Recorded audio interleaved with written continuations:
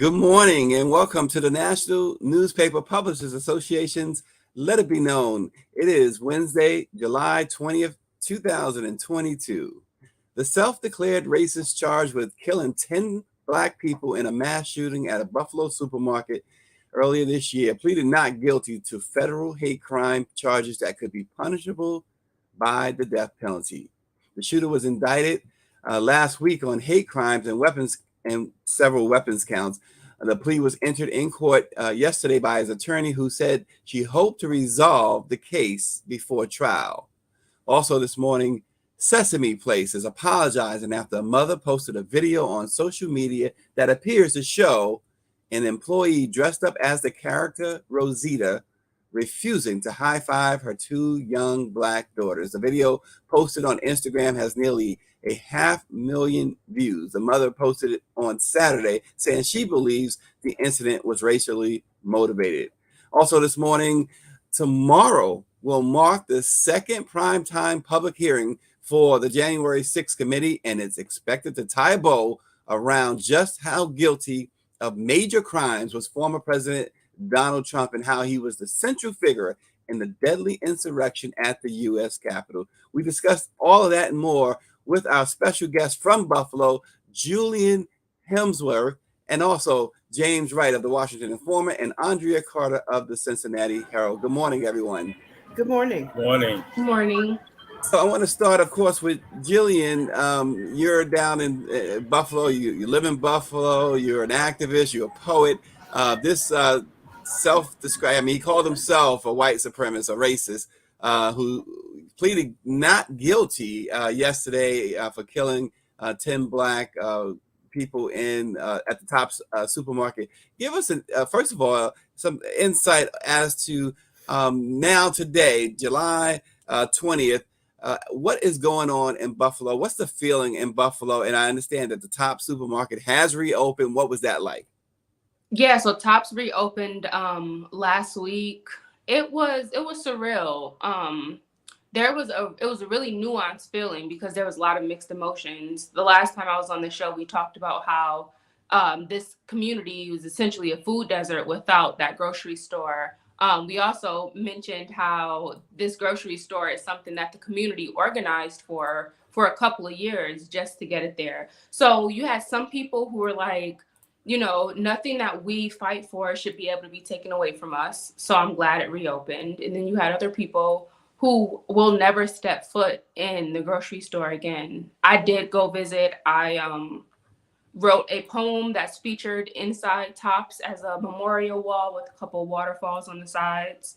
And I just felt heavy. Like, it just felt heavy. Like, you know what happened there. But I understand why people are happy because this is their only access to food. Yeah, and also understand access to food, medication, and things of that nature as well. Yep. So this Tops had a pharmacy inside of it, a bank. It's where people could pay their light and gas bills and other phone bills. So yeah, it really did cut off the community from a lot of the day-to-day resources that people need. Yeah, and Jillian, obviously, when this happened, there was a great deal of media attention. Folks, civil rights people, descended upon Buffalo. Are you seeing any of that now with the reopening of Tops? Are you seeing that now? Any attention being paid to the plight of those in that neighborhood in Buffalo? Yes and no. I am definitely seeing some media outlets that are still trying to make sure that they keep this situation at the forefront, understanding that, you know, the media moves fast, they move on fast.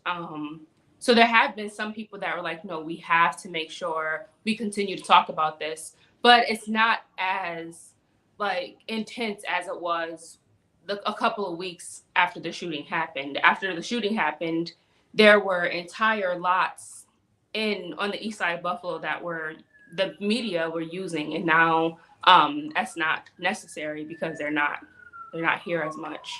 Yeah, and we heard all of the problems that the residents there in that particular neighborhood where the Thompsons face every day. We heard vows, I should say, and pledges to make a difference there, to make sure things were different. Are we seeing that same energy from organizations trying to help that community? Not that I've seen. The organizations that are here in Buffalo, so Open Buffalo, which is the organization I formerly worked for, the Buffalo chapter of the National Urban League, like these organizations have been doing the work and they will continue to do the work. So when they say we're gonna work, we know that they're gonna work.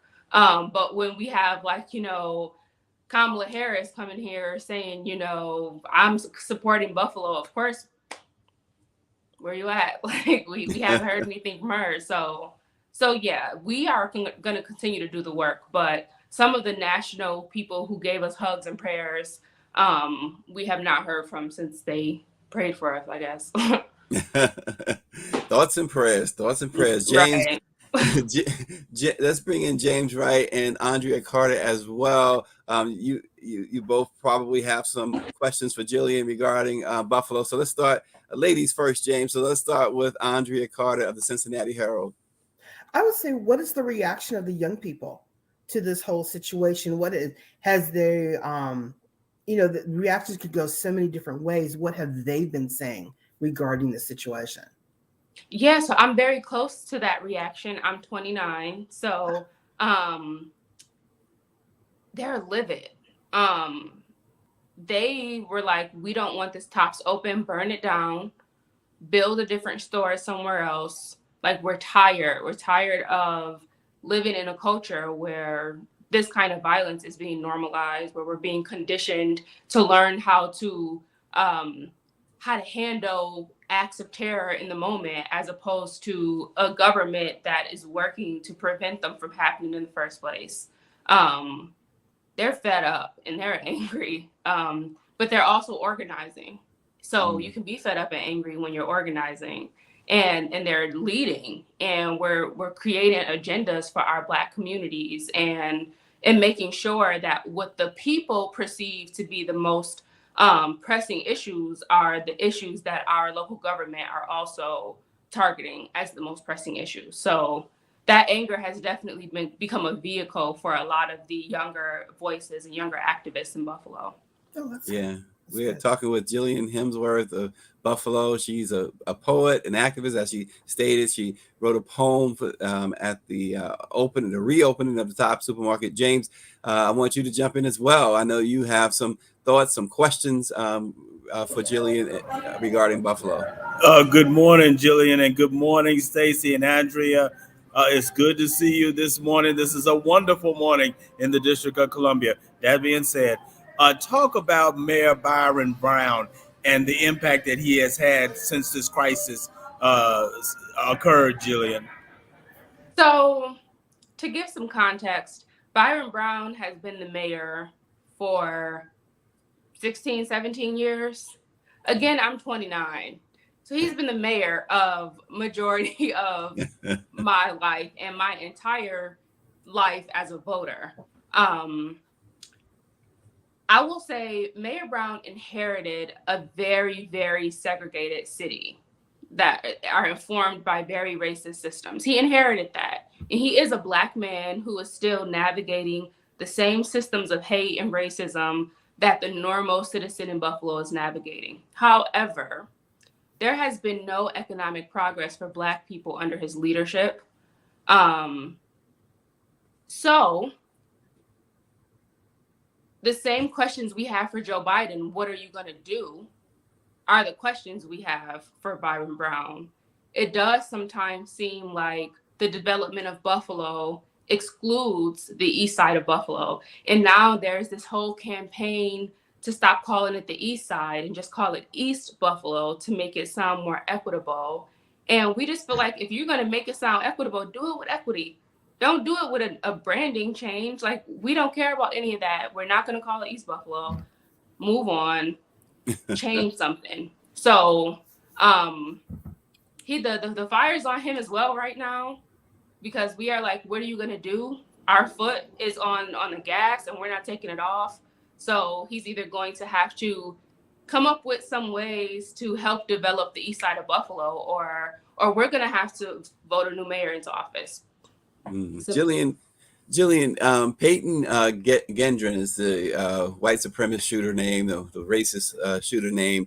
And again, he proclaimed himself to be racist. So, but he obviously, as we said, he pleaded not guilty. But both his attorney and the state's attorney has, and the federal government, because he's got federal hate crimes, have said that they don't expect this to go to trial, which means that even though the death penalty is on the table, it just means that they expect a deal to be cut. What are the residents of Buffalo looking for? Will they accept anything less than the death penalty? No, they won't. I'm letting you know now, they will not. They do want this to go to trial. They want to see this play all the way out. They don't want our state that we're paying taxes to, our government that we're paying taxes to make any concessions when it comes to someone that just came and completely like terrorized our community. Like, I don't think pleas should be offered in hate crimes. We should not make any concessions to racists. That shouldn't even be an option. So I'm definitely hoping that the judge is like, no, I'm not accepting any pleas, because we are not accepting any pleas. Like, absolutely not. Yeah, some of the people that he killed, 86-year-old Ruth Whitfield, 77-year-old Pearl Young, 72-year-old Catherine Massey, who was one of our own. She wrote for the Buffalo paper there, the NMPA member newspaper there. 67-year-old Haywood Patterson and 65-year-old Celestine Cheney. These are the victims. And Gendron, James, he live streamed that May 14th attack. He planned it. If there was ever a death penalty case based on the law, James, wouldn't this be it? I think we lost your volume, James. Yeah. And Stacey, I totally agree with you on that. Look, I'm not crazy about the death penalty. I believe that the states should have the death penalty only as an extreme remedy. Now, this is the case where it's an extreme remedy and it should be utilized. You know, as I read more and more about this case, I am just so outraged. This man premeditated this particular crime. He knew what he was doing. He planned it for about 2 weeks. He did his research. He went into the internet and he knew exactly what he wanted to do when he went into that supermarket and killed all those people. And now, you know, you have people in New York and around the country debating, well, should this be a death penalty case? I think it should. I definitely think it should. And I think our lawmakers and the governor of your state, Jillian, as progressive as she is, should back the death penalty for this. Yeah, and Andrea, as James said, he went on the internet. He specifically targeted this area because in his own alleged manifesto, he recognized that it was predominantly Black, and that's circled on his calendar or whatever, his map, and had every intention. He knew what he set out to do, and he carried it out. I think it's horrible what he did. It was premeditated. It was planned. How he went and bought his weapons. He had a lot of weapons on him, and he just literally got out of his car and started shooting. And I think we've never seen a mass shooter like this before. I mean, he's even worse than what happened in Boston. I think that anytime that there is a mass shooting like this and they take so many lives, I agree with James, death penalty should be on the table, and they should suffer because they made so many people suffer. And also people are still suffering emotionally. The ramifications of what he did, the shooting, I'm just going to say it was easy, but the ramifications of the shooting are still reverberating within the community, within the nation, until we say, what's the next one? And you know, when is this going to be put atop? Until someone is put to death for these shootings, somehow something has to be sent a message just to let folks know who think about doing this, you have to be stopped and you have to pay a certain consequence. That consequence has not happened yet in any mass shooting case. It has not happened yet. No one has been put to death. Now, I'm not a big proponent of the death penalty, but in extreme cases, yeah, I think it should be on the table. Yeah, and Jillian, before we let you go, by the way, James, Jillian was stuck in your city and got in real late last night or / this morning. So we're gonna let her go shortly. After we just get a final thought from you, Jillian, as any message that the rest of the nation should know coming out of Buffalo. As you stated, you're one of the younger ones there, one of the younger generations. And how you expressed how you guys are feeling. But what's a message you really want to get across this morning to the rest of the nation? Yeah, I always think it's so important to point out that Buffalo has such a rich culture when it comes to the Black community. Like, we are such a proud community. Even with the reopening of Tops, like, artists made sure that Adinkra symbols that signify, farewell and hospitality, these symbols from Ghana that are so close to our real heritage, are included in the design of the store. So we love our culture. We love each other. We take care of each other here. And we are going to get through this, not only because we don't have an option, but because we understand the importance of making sure that we have a voice when it comes to reimagining what public safety looks like. It's our responsibility to determine what our city is going to look like moving forward. For the kids coming up under us, there are things that we're enduring now that I don't ever want my nephews and my niece and my goddaughter to have to experience. So we're going to do the work. We're going to continue to do the work, even if the media is not shining a light on us and you're not hearing this loud sound coming from Buffalo. We're working and we care about each other, and we won't stop until we know that the community we live in is the one we want to live in. Yeah, Jillian Hemsworth, we thank you so much for joining Let It Be Known this morning from Buffalo. We will certainly be looking to hear from you again. Thanks so much for joining us.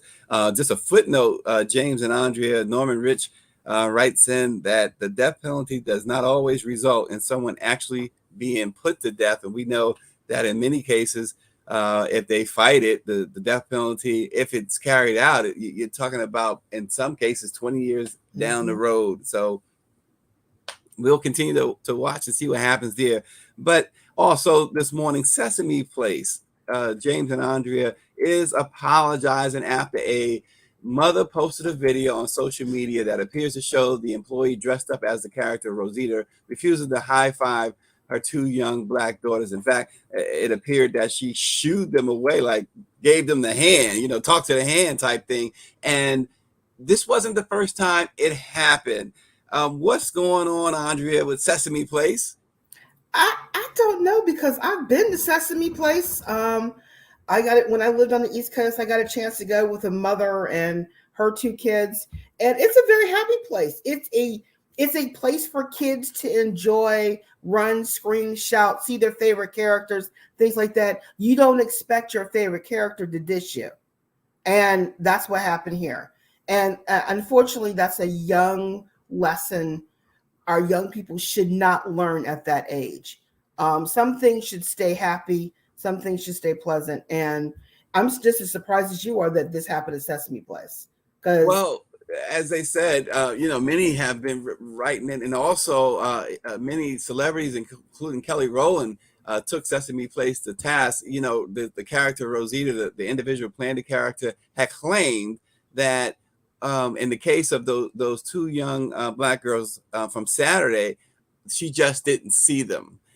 They were too short or too small. But we saw the video there, James. We saw a video there of Caucasian kids. She's hugging them. They same size. Yes. James? Well, first of all, let me just say that I have never been a fan of Sesame Street or Sesame Place or whatever. I didn't like Captain Kangaroo because I thought that was a silly show, and I didn't like the black man on Captain Kangaroo, Mr. Baxter. I thought he was simple. And then I never really liked Mr. Rogers because I got a problem with a guy who's always wearing the same sweater every time he's on the show. So therefore, I was never really a fan of those shows. But I think this is a shame that those two young sisters were snubbed that way. And then they turned around here and that person turned around here and hugged that the little white girl. So to me, it's very obvious what the message is. So I think Sesame Place owes those two black girls free trips for a year, as well as an apology. Well, James, I'll just have to he's say litigating the case and Yeah. he's making a decision too.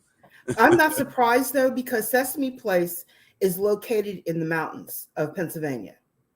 And so there's not a lot of black people in the mountains of Pennsylvania. If you think about it, it's in the Northeast, where folks go and travel, vacation, things like that. So I'm not surprised, because once you get outside the cities of Pennsylvania, there's certain attitudes. Unfortunately, certain attitudes are in every place that we go. And it's sad that it's in Sesame Place, but at the same time, I'm not surprised it's in Sesame Place. So Yeah, the mother writes that this disgusting person blatantly told our kids no, then proceeded to hug the little, I'm quoting her, the little white girl next to us. She says, then when I went to complain about it, they looking at me like I'm crazy. I asked the last person who the character was, and I wanted to see a supervisor, and she told me she didn't know. But Sesame Place did acknowledge yesterday that it was aware of the incident, saying in the statement that it's taking actions to do better. We sincerely apologize to the family for their experience in our park on Saturday. We know that it's not okay. We are taking actions to do better. We are committed to making this right. We will conduct, and here we go, training for our employees so they better understand, recognize, and deliver an inclusive, equitable, and entertaining experience to our guests. There's that training again. We talk so much about that, James and Andrea, when we talk about police shootings and things like that. Oh, some training is needed. well, it's. I think what's interesting is that I grew up on Sesame Street, and even though it has the diversity and equity has always been a part of its lesson, so to speak, even though it wasn't obvious at first, later on it has been with the characters and placement and discussions and things like that. What Sesame Street represents and what Sesame Place represents based on Sesame Street, they should know better. Yeah, And that's something that should not even happen in the most happiest place on earth, because what it that's represents Disney. to young Don't people. take Disney's title from them. They're the happiest place. I'm sorry, but I'm just saying in terms of what they teach kids every single day, that should equate to what's happening in Sesame Place. Right. And it's a branding issue, but it's also a cultural issue. Those kids are growing up with Sesame Street. So Sesame Place should be representing what Sesame Street is showcasing.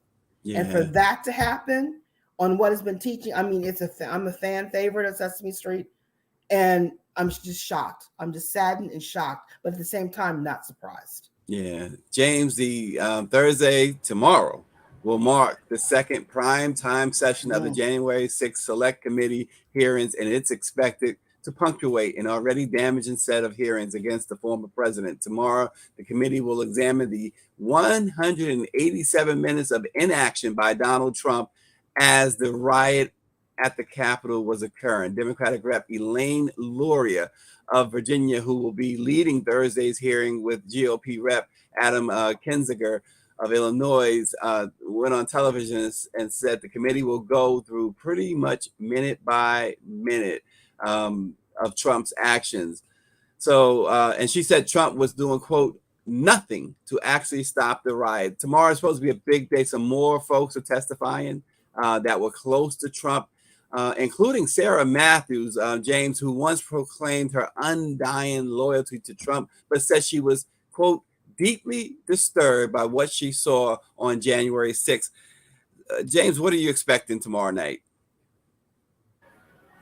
Stacey, I believe tomorrow we're going to learn a lot of things about what President Trump did not do on January the 6th and what he did not intend to do. He didn't intend to do anything because he was laughing gleefully looking at the television while all of this was going on, and police officers were being hurt. And these people were throwing things at our police officers who are supposed to protect us, those of us who go on Capitol Hill. We're going to learn about how Donald Trump really manipulated the situation. And you have two people who were very loyal to him, especially the lady that you kind of alluded to. And then they felt they were bamboozled by Donald Trump. But what kind of surprise is that? So let me say this, Stacey, a lot of the Republicans are saying, but nobody's paying attention to these hearings. That is bull crap. They are paying attention to these hearings all over the country. They're paying attention. They're listening. They're taking notes. People are really engaged on this. Donald Trump is really in trouble if what comes out tomorrow, which I think is going to happen. Well, we saw Pat Cipollone, the former White House counsel, offer some damaging testimony last week.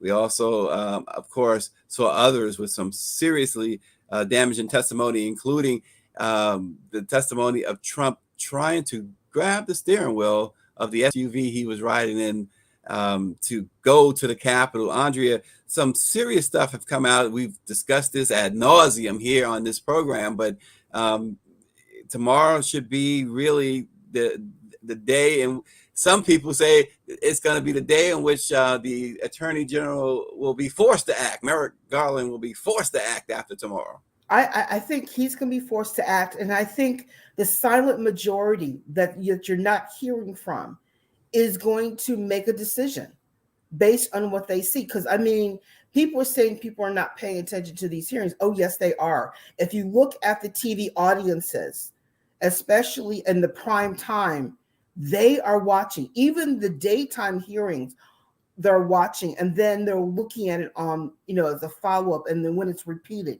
People are watching and hearing and seeing what's going on. And I think that the Republican Party is not listening to what the silent majority is saying. You either step up and do right, or I think they're going to have a rude awakening come the midterm elections. I don't think it's going to be a big one, but I think there's going to be a few surprises because I think people are disgusted. They're tired. They have been a witness to travesty. No one is, even though there are people being taken to court and paying for this, the larger people who planned it have not been touched yet.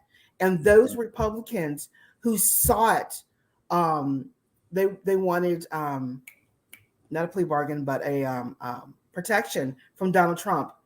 They didn't get it. Their hands have not been spanked yet at all for their actions on what they tried to do.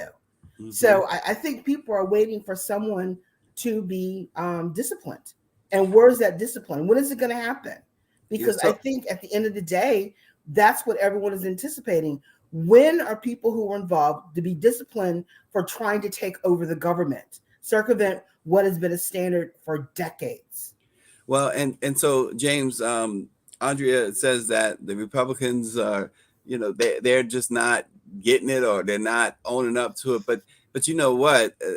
Here's the thing with that is that you have, like yesterday, you mentioned the elections in Maryland. Dan Cox won the primary there. Big Trump supporter, a denier of the elections, and certainly he went right along with the lie, the outright lies about the election fraud. And he won that primary. So Republicans are not really paying any prices for this, apparently, anyway. But here's the question: what, James, will it mean if nothing comes of this? What if Merrick Garland does not pursue criminal charges? I'm going to answer your question directly. If Merrick Garland does nothing, he will be a do-nothing attorney general. Mm-hmm. I can't see why he wouldn't even, get the president on obstruction of justice in terms of witness tampering. I mean, he could at least get him on that. They got Al Capone on income taxes. He can at least get the president on witness tampering. If Merrick Garland does nothing, he is a do-nothing attorney general, and he needs to step down. And Doug Jones, the former senator from Alabama, needs to be the attorney general. You know, you said they got Al Capone on tax evasion. Well, guess what? Trump still is the only president never to turn in his income taxes. And here we are.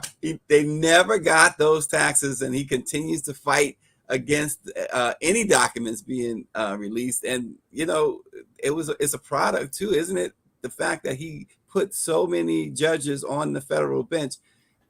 Now you get to see or at least get some insight as to maybe that's why he did it. That's one of the reasons why he did it. Lots to talk about there. Just a quick note, James, you talked about all the shows that you didn't watch. Well, Norman wants to know, what about the Electric Company? Did you watch that?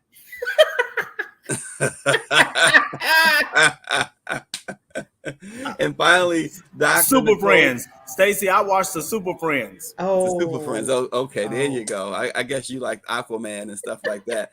Finally, Dr. Nicole McDaniel, going back to the Sesame Place incident, people want to hear that they have a zero tolerance policy and that employees has been let go. Training is not good enough. We're going to continue to stay on top of all this and much more. Thank you so much for watching. Let it be known. We will see you tomorrow.